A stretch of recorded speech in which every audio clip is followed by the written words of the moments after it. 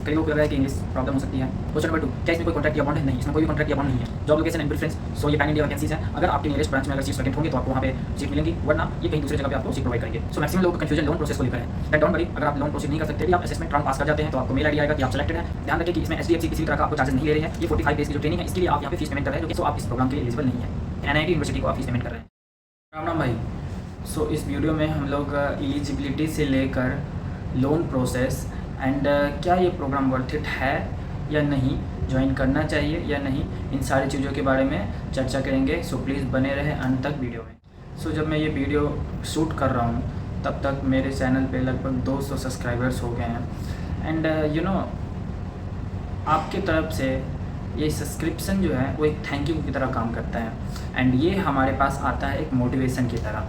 सो आप सभी को थैंक यू जिन लोगों ने सब्सक्राइब किया है एंड कई लोगों ने थैंक यू बोला है कमेंट्स में। सो ये हमारे लिए एक मोटिवेशन है कि हम इसके रिलेटेड और अच्छा काम करें एंड आपकी जो भी क्वेश्चंस है एंड जो भी प्रॉब्लम्स है उसका सॉल्यूशन हम करें।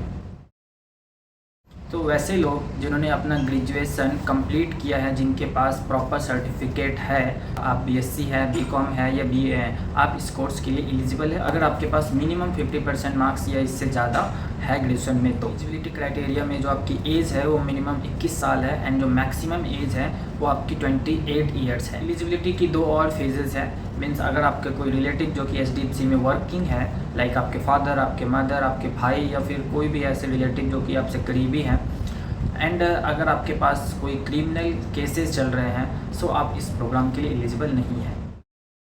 सो नेक्स्ट हम लोग कोर्स की एक ओवरव्यू देखेंगे एंड टोटल इसके 7 हाइलाइट्स जानेंगे एंड इन हाइलाइट्स में आप लोग ये समझ पाएंगे कि आप इस कोर्स को करने के लिए इंटरेस्टेड है या नहीं। सो फर्स्ट ऑफ ऑल, इस कोर्स का नाम एचडीएफसी एस बैंकर्स प्रोग्राम है। एचडीएफसी इंडिया का सबसे बड़ा प्राइवेट सेक्टर बैंक है, ये फर्स्ट हाईलाइट है। दूसरा हाईलाइट आपकी जॉब प्रोफाइल है। आपको एचडीएफसी बैंक में असिस्टेंट मैनेजर की ग्रेड पे आपको जॉब दी जाएगी एंड आपकी जो डेजिग्नेशन होंगी वो customer care executive and customer experience executive होंगी। तीसरा हाईलाइट, ये प्रोग्राम एनआईटी यूनिवर्सिटी नीम राना के साथ कोलैबोरेशन में किया जा रहा है। सो आपकी 45 days residential training NIT university Neemrana में होंगी। उसके बाद आपको फाइनल ज्वाइनिंग लेटर मिलेगा, बट इससे पहले आपको एनआईटी यूनिवर्सिटी नीम राना में जो क्लासेस होंगी वो क्लासेस अटेंड करना पड़ेगा। यहाँ जो एग्जामिनेशन होगी वो एग्जामिनेशन आपको पास करना पड़ेगा। चौथा हाईलाइट स्टाइपेंड है। आपको ट्रेनिंग कंप्लीट होते होते 7500 की आपको स्टाइपेंड प्रोवाइड की जाएगी। पांचवा हाईलाइट आपकी सैलरी होंगी जो कि 4.4 लाख CTC होंगी एंड ध्यान रखें यह आपकी इन हैंड सैलरी नहीं है, आपको इसमें डिडक्शन होंगे। जो छठा हाईलाइट है वो है इसकी फ़ीस।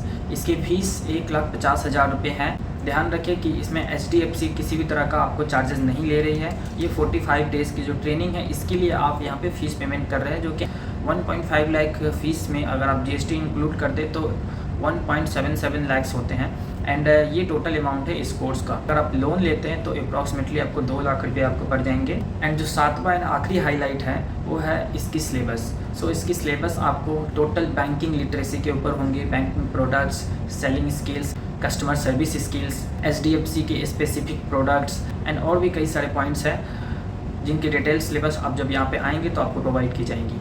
ये 45 डेज़ की कोर्स कंप्लीट करने के बाद आपको सर्टिफिकेशन भी मिलता है जो कि एनआईटी एंड एचडीएफसी के जॉइंट सर्टिफिकेट होंगे। नेक्स्ट फेज में आपको अपने पर्सनल डॉक्यूमेंट्स रेडी करने हैं एंड हाँ, ये रजिस्ट्रेशन से पहले आपको करना है। सो पहला डॉक्यूमेंट है आपका एड्रेस प्रूफ। एड्रेस प्रूफ में आप पासपोर्ट, ड्राइविंग लाइसेंस या अपना वोटर ID कार्ड दे सकते हैं। दूसरा आपका लेटेस्ट रिज्यूम। तीसरा आपका बर्थ प्रूफ। बर्थ प्रूफ में आप अपना passport, driving licence, birth certificate, school leaving certificate, 10th या 12th की सर्टिफिकेट या अपना वोटर ID कार्ड, इनमें से कोई एक सर्टिफिकेट आप दे सकते हैं। चौथा आपकी पर्सनल आइडेंटिटी। पर्सनल आइडेंटिटी में आपको pan card and Aadhaar card जो कि मैंडेटरी है ये आपको प्रोवाइड करना होगा। पांचवा आपकी एकेडमिक सर्टिफिकेशन, आपके 10th, 12th एंड ग्रेजुएशन की proper original certificate and marksheet आपको तैयार रखना होगा। छठा एंड लास्ट आपकी एक्सपीरियंस सर्टिफिकेट। अगर आपके पास कोई प्रीवियस एक्सपीरियंस है तो आपको अपना सर्टिफिकेट एंड रिलीविंग लेटर आपको शोकेस करना होगा एंड आपको इसे छिपाना नहीं है, बिकॉज बैकग्राउंड वेरिफिकेशन जब होंगी तो मे भी डिस्क्वालीफाई कर दिया जाए। सो आपकी अगर कोई भी एक्सपीरियंस सर्टिफिकेट है तो आपको यहाँ पे दिखानी है। यदि आपके पास ये सारे डॉक्यूमेंट्स रेडी हैं देन आप रजिस्टर कर सकते हैं। रजिस्ट्रेशन की लिंक आपको मैंने डिस्क्रिप्शन में दे रखी है, आप वहाँ से भी जाके रजिस्ट्रेशन कर सकते हैं या आप गूगल सर्च करके भी आप रजिस्ट्रेशन कर सकते हैं। इसके बाद हम सिलेक्शन प्रोसेस जानेंगे। सो अभी जाके रजिस्ट्रेशन मत करिए, सिलेक्शन प्रोसेस देख लीजिए फिर आप जाके रजिस्ट्रेशन करिएगा। सिलेक्शन के टोटल 4 स्टेप हैं, सो आप प्लीज़ ध्यान से सुनिएगा। पहला स्टेप है आपका रजिस्ट्रेशन। आप रजिस्ट्रेशन करेंगे, इसके बाद आपको आपकी ईमेल आईडी पे मेल प्राप्त होगा एंड आपने जो फ़ी पेमेंट की है उसकी रिसिप्ट आपको मिलेगी। आप जैसे ही रजिस्ट्रेशन करते हैं कुछ समय बाद आपसे एक काउंसलर कांटेक्ट करेंगी एंड आगे की जो प्रोसेस होंगी उसमें हेल्प के लिए वो आपको गाइड करेगी। सिलेक्शन प्रोसेस का जो दूसरा स्टेप है वो है आपके असेसमेंट टेस्ट। असेसमेंट टेस्ट 2 भागों में होगा। पहला जिसमें 4 राउंड होंगे। इसमें पहला है बेसिक न्यूमेरिकल एबिलिटी जिसमें 14 क्वेश्चंस होंगे जो कि आपको 15 मिनट्स में कंप्लीट करना है। दूसरा कस्टमर सर्विस सिचुएशनल जजमेंट, इसमें आपको 16 क्वेश्चंस है जो कि 25 मिनट में कंप्लीट करना है। तीसरा स्पोकन इंग्लिश जिसमें 4 क्वेश्चंस होंगे। चौथा स्मार्ट इंटरव्यू जिसमें 5 क्वेश्चंस होंगे एंड जिसमें आपको सामने से एआई होंगे वो आपसे क्वेश्चन पूछेंगे एंड आपको इंग्लिश में आंसर देना है। ये test moderate to easy level में होते हैं, सो आप घबराएं नहीं। आपको जो मटेरियल होते हैं इसकी प्रिपरेशन के लिए वो आपके काउंसलर द्वारा आपको प्रोवाइड की दी जाएगी। असेसमेंट टेस्ट का जो दूसरा स्टेप होता है वो 1-on-1 इंटरेक्शन राउंड होता है। ये इंटरव्यू नहीं होता है, ये बस इंटरेक्शन के लिए होता है। आपकी स्पीकिंग स्किल्स, आपका कॉन्फिडेंस, ये सब जांच करने के लिए होता है। यदि आप असेसमेंट राउंड पास कर जाते हैं तो आपको मिलेगा कि आप सेलेक्टेड हैं एंड इसके बाद आपको इस कोर्स की सीट बुकिंग के लिए 11,800 रुपये पेमेंट करनी होगी। पेमेंट आपको एनआईटी की वेबसाइट पर जाकर करनी है जहां से आपने एप्लीकेशन डाली थी, वहां पे लॉगिन करके आपको अपना पेमेंट वहां से प्रोसीड कर देना है जो कि 11,800 रुपये है। रिसिप्ट आपके मेल आईडी पे आ जाएंगी या फिर आप यहां से भी डाउनलोड कर सकते हैं। रिसिप्ट आपको अपने काउंसलर को भेज देना है, काउंसलर कंफर्म कर लेगी कि आपकी पेमेंट हो गई है, देन वो आपकी प्रोफाइल को आगे फॉरवर्ड कर देगी। रजिस्ट्रेशन फ़ी पे करने के बाद आपकी बैकग्राउंड वेरिफिकेशन होगी एंड बैकग्राउंड वेरिफिकेशन सक्सेसफुली अगर कंप्लीट हो जाता है एंड ऑल डिटेल्स सारे कोई भी मिसमैच नहीं है, सारे कंप्लीट है, देन इसके बाद आपको प्रोविजनल ऑफर लेटर मिलेगा एंड इसके बाद आप नेक्स्ट प्रोसेस में जा सकते हैं, that is loan process. So maximum लोगों का कन्फ्यूजन लोन प्रोसेस को लेकर है। देन डोंट वरी, अगर आप लोन प्रोसीड नहीं कर सकते हैं तो आप सेल्फ फंड भी कर सकते हैं एंड अकॉर्डिंग टू मी आप फर्स्ट प्रायोरिटी पे सेल्फ फंड को रखें ताकि आपका जल्दी से जल्दी सिलेक्शन हो जाए। एज पर काउंसलर आपको नॉर्दर्न आर्क से लोन लेने का प्रोसेस मैं आपको बताऊंगा। लोन की जो अमाउंट होने वाली है वो 1,65,200 होने वाली है। आपको लोन की एप्लीकेशन खुद से डालनी है, इसमें काउंसलर आपकी हेल्प करेंगे। नॉर्दर्न आर्क की एक एप्लीकेशन है जो कि गूगल प्ले स्टोर पे आपको मिल जाएगी, वहाँ से आप ऐप डाउनलोड कर ले एंड वहाँ से लोन की प्रोसेस आप 1 by 1 ध्यान से आप प्रोसीड करें, हर एक डिटेल को सही सही फिल करें। जहाँ पे आपको लोन की अमाउंट डालनी होगी वहाँ पे आपको कस्टम चूज़ करना है, कस्टम में आपको 1,65,200 डालने हैं एंड आगे आपको प्रोसीड करना है। लेकिन रुक जाए, ये प्रोसेस करने से पहले आपको लोन के लिए क्या क्या डॉक्यूमेंट्स लगेंगे वो ध्यान से सुन लें। आपका पैन कार्ड, आपका आधार कार्ड, आपका प्रोविजनल ऑफर लेटर एंड इसके बाद जो को एप्लीकेंट हो यानी वो पर्सन जो आपके बिहाफ पे आपका लोन भरेंगे।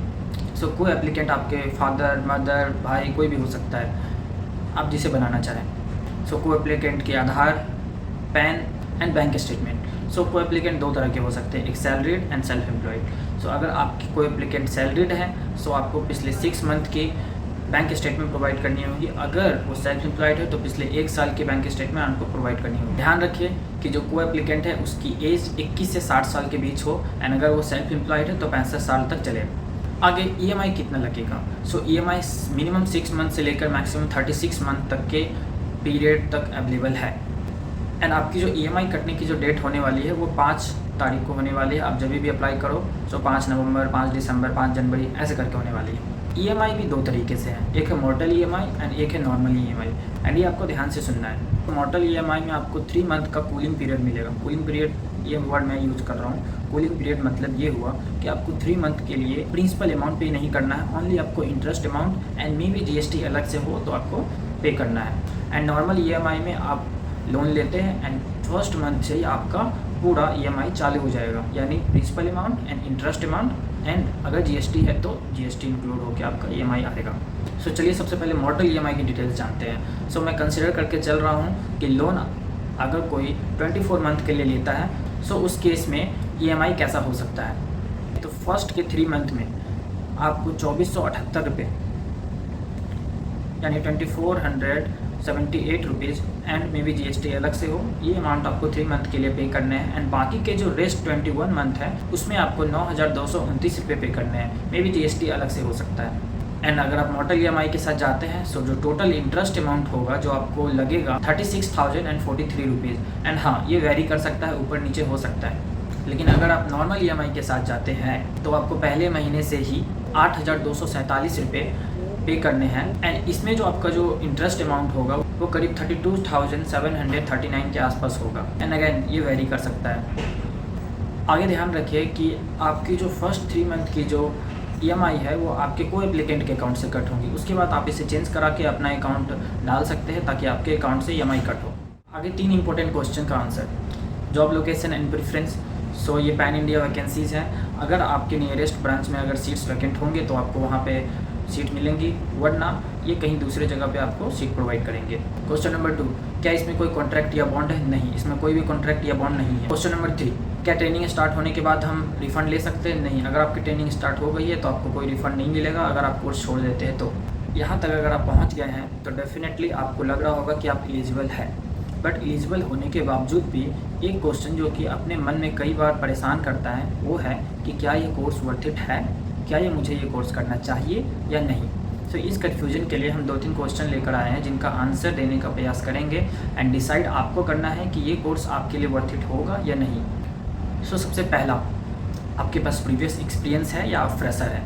सो अगर आप फ्रेशर हैं तो डेफिनेटली आप स्टूडेंट होंगे। एंड यदि आप स्टूडेंट हैं और आपको लगता है कि नहीं आप पढ़ने में बहुत अच्छे हैं एंड इतने अच्छे हैं कि अगर आप 2-3 महीने और या 6 महीने या साल भर और अगर आप टाइम दे दें तो डेफिनेटली आप गवर्नमेंट बैंक की एग्जामिनेशन या अदर कोई गवर्नमेंट एग्जामिनेशन क्रैक कर लेंगे या आपकी कहीं से ज्वाइनिंग लेटर आने वाली है।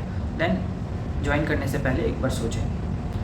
दूसरा, ऐसे एक्सपीरियंस पर्सन जिनकी सैलरी काफ़ी अच्छी मिल रही है एंड जिनकी वर्क प्रोफाइल भी काफ़ी सही है एंड उन्हें लगता है कि वहाँ वर्क प्रेशर अधिक है एंड यहाँ आपको वर्क प्रेशर कम रहेगा। सो इसीलिए आप जॉब स्विच कर रहे हैं एंड इस प्रोग्राम को ज्वाइन कर रहे हैं। सो प्लीज़ एक बार आप फिर से सोचिए, कहीं ऐसा तो नहीं कि आप अधिक सैलरी छोड़कर कम सैलरी वाले जॉब को करने जा रहे हैं। तीसरा, सेल्स।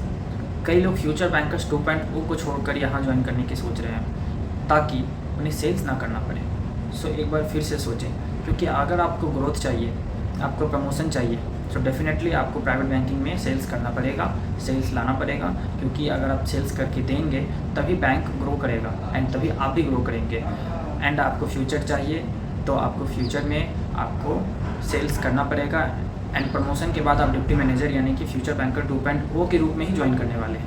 कई लोगों को लग रहा है कि इंग्लिश प्रॉब्लम हो सकती है, बट नहीं। अगर आप यूट्यूब में कोई वीडियोस देख रहे हैं एंड वो इंग्लिश में है एंड आप उसे समझ पा रहे हैं, आप टूटी फूटी इंग्लिश बोल पा रहे हैं, सो दैट इज़ इनफ। आप इतना अगर आप कर पा रहे हैं, इतना आप समझ पा रहे हैं, बोल पा रहे हैं, देन आपको कोई भी प्रॉब्लम नहीं होगी इंग्लिश से रिलेटेड।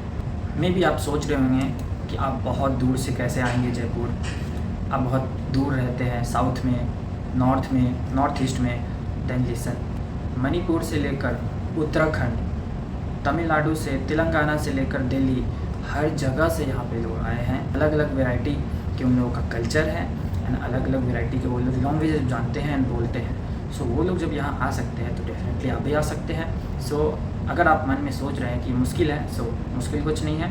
आपको बस पैकिंग करनी है एंड आपको ट्रेन पकड़नी है, बस इतना कर लीजिए, कुछ मुश्किल नहीं है। सो यहाँ पे थिंकिंग बैकग्राउंड से लोग आए हैं। यहाँ पे ऐसे लोग भी हैं जिन्होंने अपनी MBA कर रखी है, BTech, electrical, mechanical, civil, IT, computer science and इसके अलावा अलग अलग कई सारे फील्ड, वैरायटी ऑफ फील्ड्स है, वैरायटी ऑफ एक्सपीरियंस है, अलग अलग तरह के लोग, सारे लोग यहाँ पे एक साथ आए हैं। कितनी डाइवर्सिटी है आप सोच सकते हैं। एंड फिर भी यहाँ पे लोग कोर्स कर रहे हैं एंड अगेन कोर्स करने के बाद वो लोग अपने अपने नियरेस्ट ब्रांच में जहाँ पे उसे वैकेंसीज मिलेंगी, जहाँ पे उसे वैकेंसीज वैकेंट मिलेगी, वहाँ पे वो लोग जाएंगे एंड अपना जॉब को कंटिन्यू करेंगे।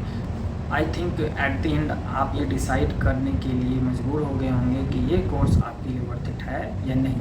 एंड इसके बावजूद भी अगर आपके पास किसी भी तरह का कन्फ्यूजन है so please feel free to ask. आप कमेंट में पूछ सकते हैं, आप टेलीग्राम ग्रुप में पूछ सकते हैं एंड फिर भी प्रॉब्लम हुई तो आप कस्टमर केयर से भी बात कर सकते हैं।